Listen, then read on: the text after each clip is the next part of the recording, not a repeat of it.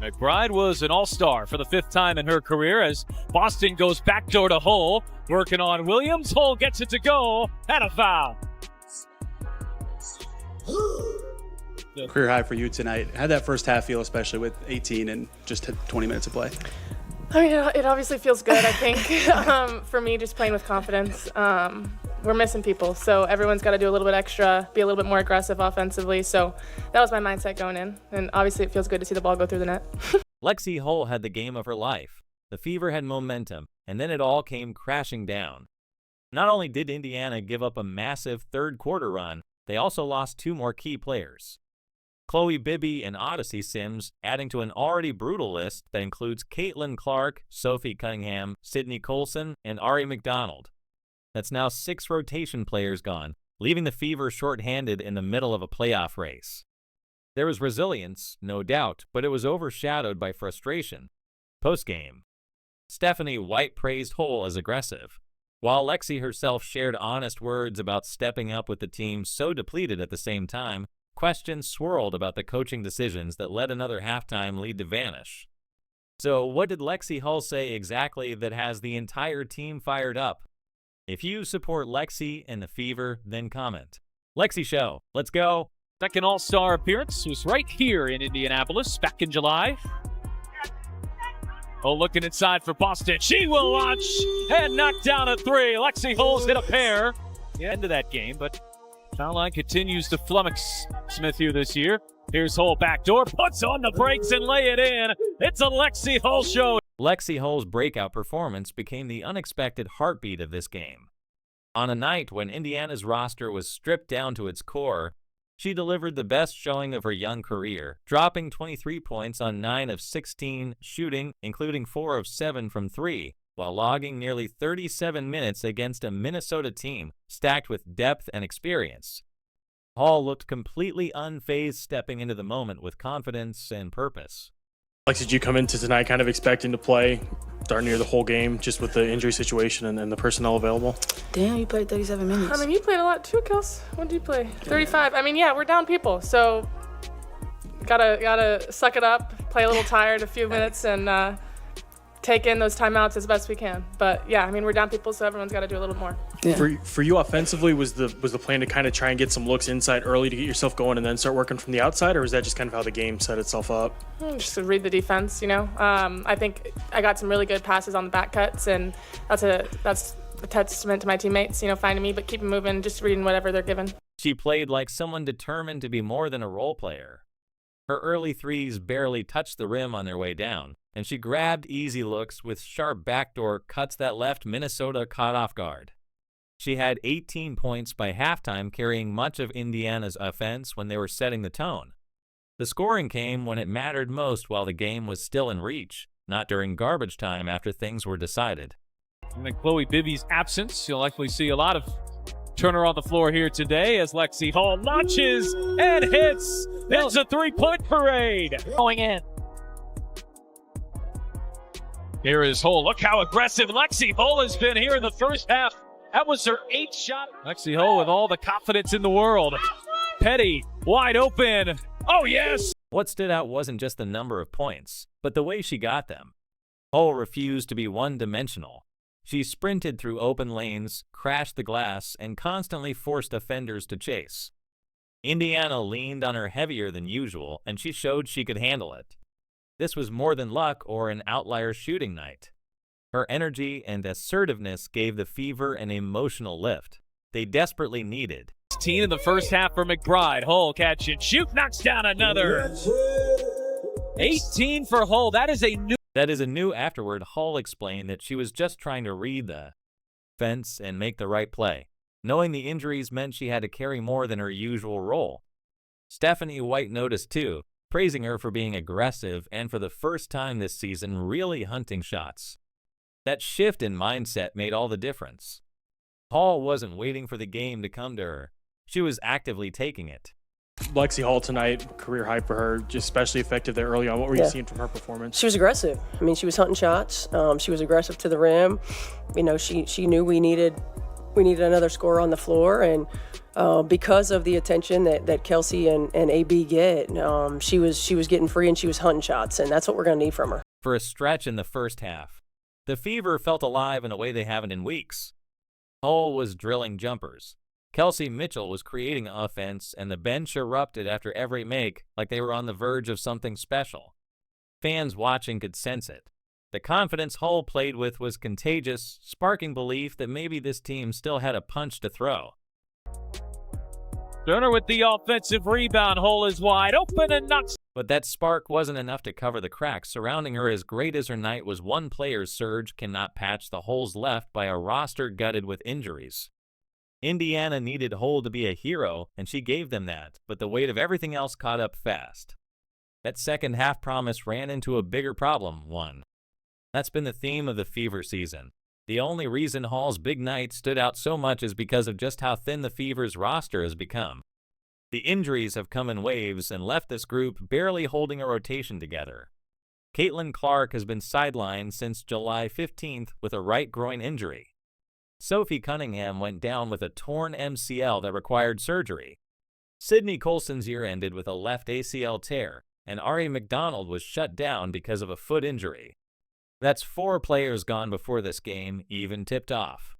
Then in the span of one night, things got worse. Chloe Bibby felt soreness in her left knee during warm-ups and was held out as a precaution while Odyssey Sims exited in the fourth quarter and never returned. Awaiting further evaluation. Just obviously Chloe Bibby, a late addition to the injury report. Just when did that injury happen, or do you know the severity at this point? Felt something during pregame, and so holding her out as a precaution. We don't know anything, so hopefully we'll get some more information tomorrow when she can be seen.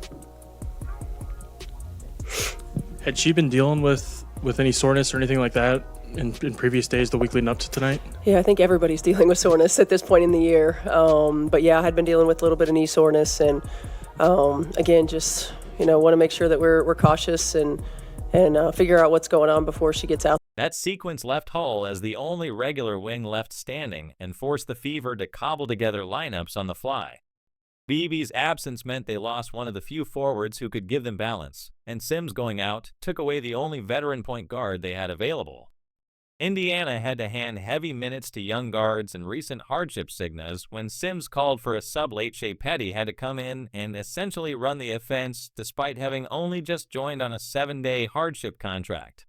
Bibby herself was only signed earlier this month. Another reminder of how thin this bench is right now. What do you know about Odyssey after I think she left the game and didn't return? Is she injured? What's up with that? Yeah, no, we don't know anything yet. She's going to get evaluated tomorrow, so we'll see.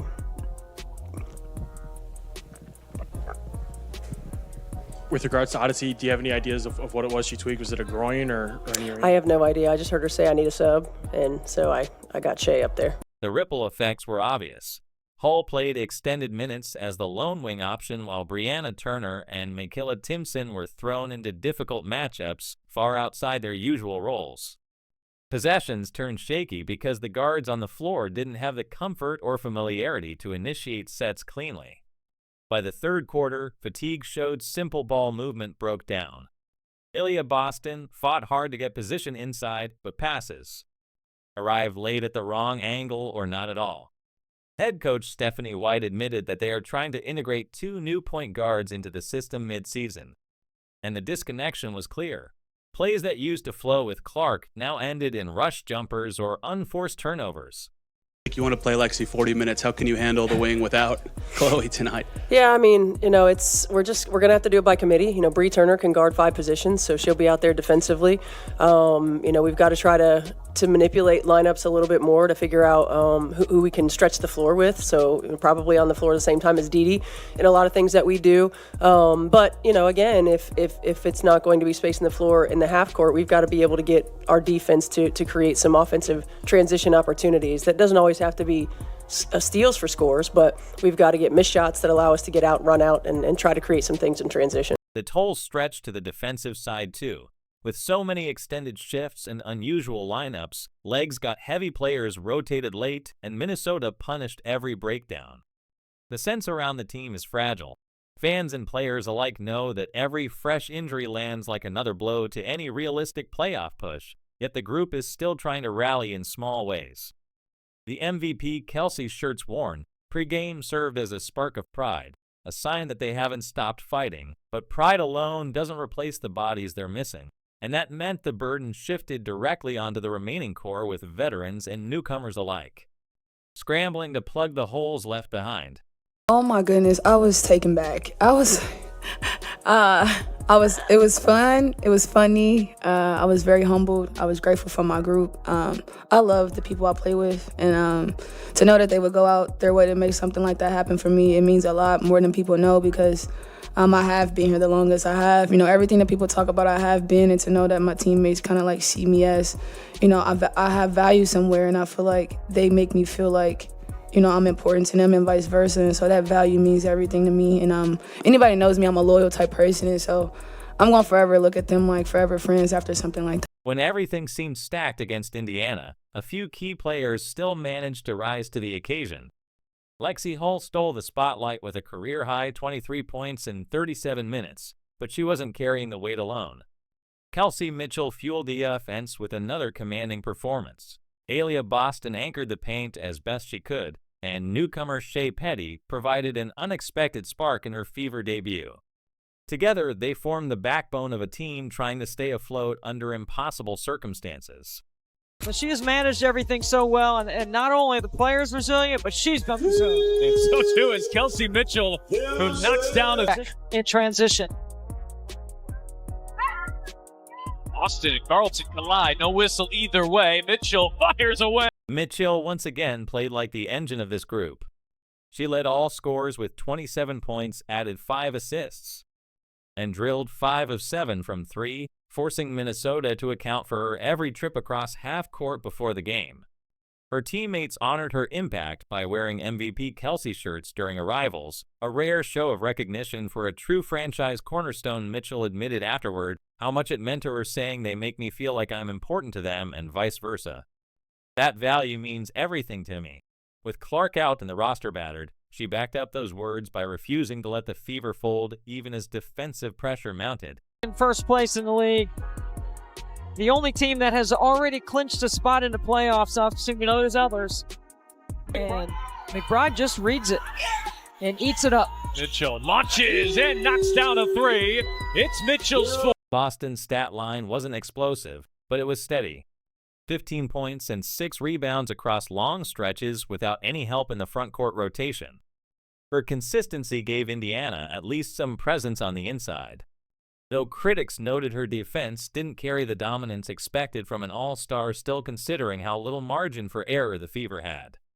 Boston's ability to battle through fatigued minutes kept the team from being overwhelmed in the paint. Here's Boston backing her way inside, spins, fades, fires, and hits. A rebound a moment ago from Jessica Shepard. Third quarter, they are shooting 61% on the night. Boston pulls down the offensive rebound, and Indy. Then came the surprise of the night. Shea Petty just signed on a hardship contract. She had barely been able to practice with the group before being thrown into a live game, and yet she delivered. Petty scored 10 points, hit 3 of 4 from behind the arc, and showed the kind of aggressiveness that drew praise from coach Stephanie White. After the game, her composure on catch and shoot looks gave Indiana an instant lift. Still, the rest of the point guard duties revealed her inexperience running the offense, and directing flow was still a work in progress. In the second half, and that overtime. Well, we know she can heat it up. Oh, Petty shaking off Carrington, and she hits her first shot with the Fever. It's a corner 3, and Indiana's opened up 4 for 5 from the 3-point. Fever on the night are shooting 69%. Look at Turner running the floor like a guard. Kick out Petty. Oh, yeah! Paul's hot hand, Mitchell's leadership, Boston's steadiness, and Petty's debut all gave the Fever moments where it looked like they might just punch above their weight. This makes for a compelling question. Which of these role players do you want to see earn more minutes as the season goes on? Yet the reality is those flashes of support weren't enough to turn the tide. The Fever's biggest problems didn't come from who showed up, but from what unraveled once halftime ended. That's when the momentum they had built was ripped away, and the night shifted in a way they couldn't recover from. Mitchell slicing through, handoff Boston, who lays it in. Kelsey Mitchell has to make decisions right now. The field, they're 9 of 21 from the three-point line. Boston spins inside, and she's got back-to-back buckets. The breakdown in this game wasn't just about players running out of energy. It exposed how coaching decisions, or the lack of them, can completely shift an outcome. The Fever had the lead going into halftime, but Minnesota blew the doors open right after the Lynx outscored Indiana 32-17 in the third quarter, erasing all the progress from the first half and flipping control in a matter of minutes. Both Hull and McBride are slow to get up on the other end. It's 4-on-4. 2 more for Boston.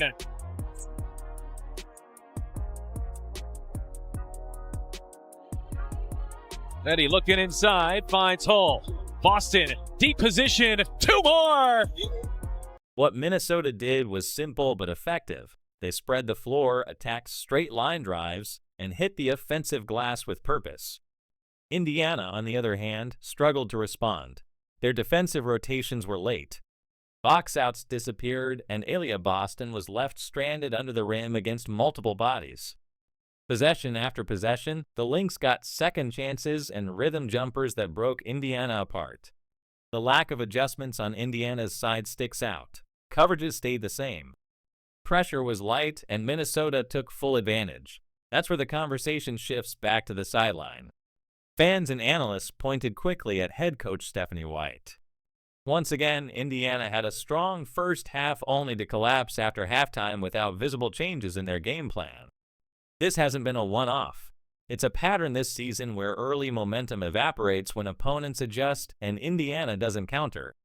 The lulls that you obviously mentioned just now and how you guys want to make those lulls obviously not Shorter. as bad. Just what can the team do on the floor? What can you guys as a coaching staff do in the moment to kind of break those up? Yeah, I mean, some of it's timeouts. Some of it's substitution matchups, although we don't have a lot of those. And some of it's just attention to detail. I mean, championship teams, their attention to detail throughout the course of 40 minutes is there for the most part. And we're learning how to do that. White herself, though, didn't shy away when asked afterward. She admitted there were moments where we had some breakdowns in personnel D and cited turnovers as a turning point. She also pointed out that Indiana is working in new point guards who practiced with the team only a handful of times, meaning the offense and defensive communication aren't as sharp as they need to be. That explanation adds context. It isn't purely about sluggish decision-making in the huddle. There's also a roster survival element with players learning roles on the fly. Still, for fans, the patience is wearing thin. They see Boston stuck with 2 defenders at the rim, closeouts consistently a step late, and opponents dictating games in the third quarter. While adjustments never seem to come. Injuries make everything harder. Yes, but the frustration builds when the same flaws repeat game after game. Our players bust their ass. Like, they battle every single game. They just... It's a couple minutes here and there. You got to play a 40-minute game. But this is a special group of women, man, with what they've been going through and everything that they've had to continue to overcome, and to put ourselves in position. It could have been real easy to fold in that third quarter when they broke it open. To put ourselves in position, to come back to compete to win a ball game. I mean, it's no matter what it happens, win or lose. The roots that this group is forming culturally, the roots that they're forming in terms of competitive spirit and what it means to compete at this level.